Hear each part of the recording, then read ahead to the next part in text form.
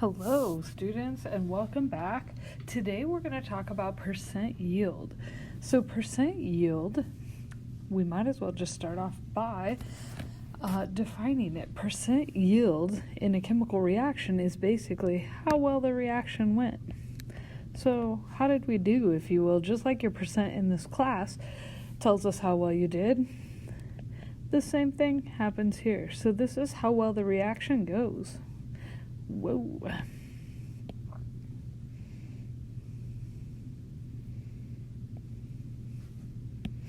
Alright, so how well the reaction goes. Our theoretical yield, this is in theory what we should have gotten. So what we should have recovered if we had 100%.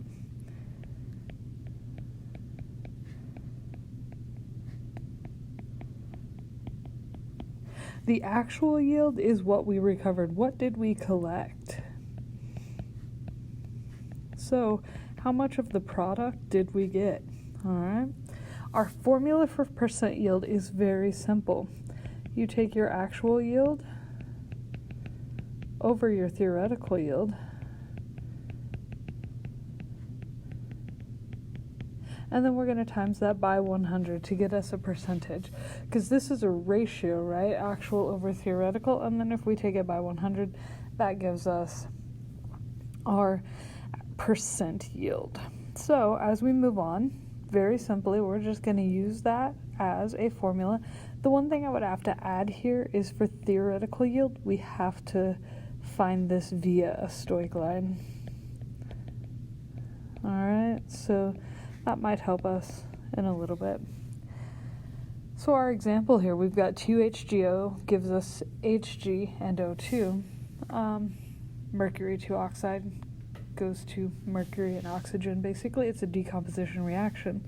So what our question says, when 1.25 grams of HGO is heated, what is our theoretical yield of mercury? So we set up here theoretical yield we find via a stoic line. So we're going to have to do a stoic line. So let's real quickly find our molar masses here. If we take 1 Hg, which is 200, and then we add oxygen to it, we should get 216.59.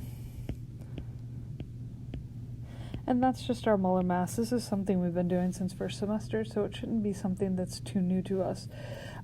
Mercury's molar mass is 200.59, and then oxygen's, not that we need it, is 32.00 grams per mole. We should label all of these.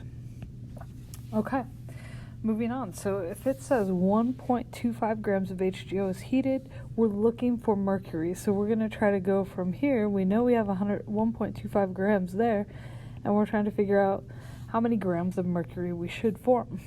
So starting our stoic line, 1.25 grams of HGO, and that's the first thing that goes on our line. All right, next up, our second step, first step is write a balanced chemical equation. Our second step is to divide by molar mass to give us moles. So we're going to divide by 216.59, and we'll put 1 mole of HGO on top. Our next step is our mole to mole ratio. In this case, we've got 2 moles of HGO for every 2 moles of Hg. And our last step here is that we have 1 mole of Hg, and that molar mass is 200.59, and that's just something that we found on the periodic table. Alright, so now we're ready to do our calculation.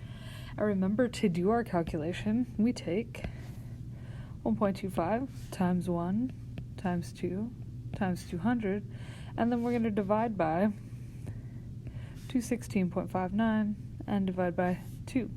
And our answer should come out to be 1.16 grams of mercury.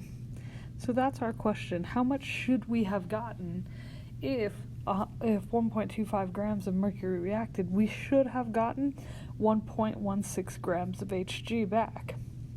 Now, suppose only 1.09 grams of mercury is actually collected. What is our percent yield? If we go back up to our